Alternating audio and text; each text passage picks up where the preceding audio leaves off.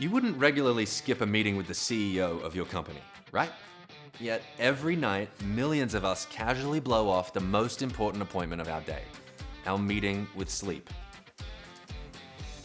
It's easy to overlook sleep. I know for me, it was just this thing that happens between the moments of my life, as though it's what happens after I'm done trying to be healthy for the day.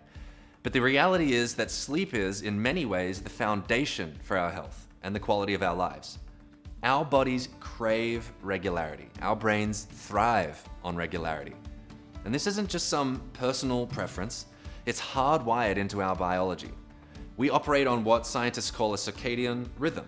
It's roughly a 24-hour internal clock that regulates our sleep-wake cycle and affects nearly every system in our body. But when we go to bed at different times every night, we're essentially giving ourselves jet lag.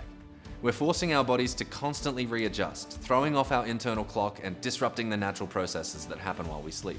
Have you ever noticed how much better you feel when you've been on a consistent sleep schedule for a while? Well, maybe you've never experienced that. But I'm telling you, life is just so much more enjoyable when you've had an adequate amount of rest. So I know Greg is a fan of this bit and talks about it a lot, but Jerry Seinfeld has some material about night guy and morning guy. I can relate so much because this was me for most of my life. Night guy, he wants to have fun. He wants to stay up late, watch another episode, scroll social media for another hour. He doesn't want to go to bed. He's been working all day. He deserves a little fun. And sure, he might be tired and hungover the next day, but that's morning guy's problem. Morning guy can deal with that. Now, obviously the punchline here is that you are morning guy. I am morning guy. We will be that person in the morning. It's impossible to live like that without experiencing all of these negative consequences. You can try, but it will catch up with you. So here's what I want you to do. Start treating your bedtime like it's the most important meeting of your day. Because it is. Think about it. If you have an important 8 a.m. meeting, you don't decide the night before, I'll just see how I feel about it in the morning. No, you set your alarm, you prepare, and you make sure that you're ready. And your sleep deserves the same respect. This means going to bed at the same time every night and waking up at the same time every morning. Yes, even on weekends. I know that sounds extreme, but our bodies don't know that it's Saturday and our internal clock is running 24/7. Now, I'm not saying that you can never sleep in. If you want to sleep an extra 30 or 60 minutes on the weekend, that's fine. But sleeping till noon, when you normally get up at 6 a.m., that's like flying to New York from California and back every weekend. When our body knows what to expect and our life has a rhythm to it, everything else falls into place. You'll fall asleep quickly and easily when it's bedtime, and you wake up sometimes even before your alarm because your body just knows. It's time to get up and at 'em. Back in college, I was the king of irregular sleep.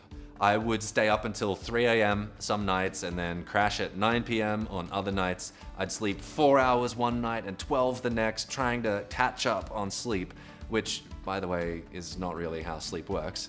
I remember one time my sleep cycle being so strange as I slept in later and later each day that eventually I was waking up at like 11 p.m. nighttime.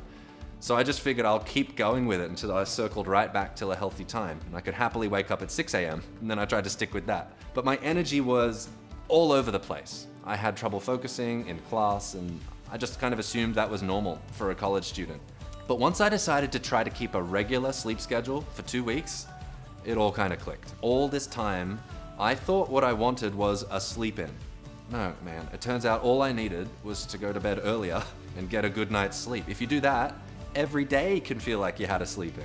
When I stuck to a consistent routine, I started naturally getting tired around 10:30 p.m. I'd wake up right before my alarm feeling refreshed, ready for the day.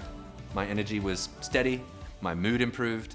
This was my body responding to what it had wanted all along, a predictable rhythm that it could count on.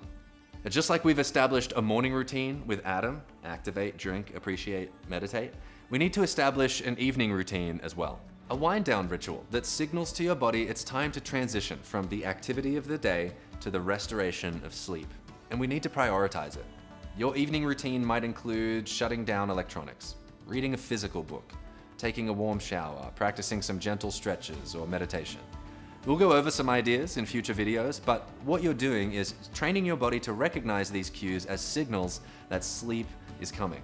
It's about trying to reduce decision fatigue. When you have a consistent evening routine, You're removing the nightly negotiation with yourself about when to go to bed. It's not a decision anymore, it's just what happens next. So here's your challenge for today. Establish a non-negotiable bedtime for yourself. Put it in your calendar like you would any other important appointment. Set an alarm or a reminder if you need to, not just for waking up, but for starting your wind-down routine and getting into bed. For the next week, treat this appointment with the same respect you'd give to a meeting with the most important person in your life. Because when it comes to your health, the most important meeting of your day happens when you close your eyes and let your body do the incredible restorative work it wants to do.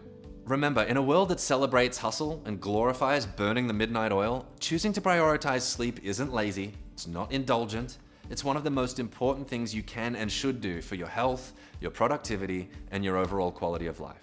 So tonight, don't let night you sabotage morning you. Keep your appointment with sleep. Your body will thank you for it.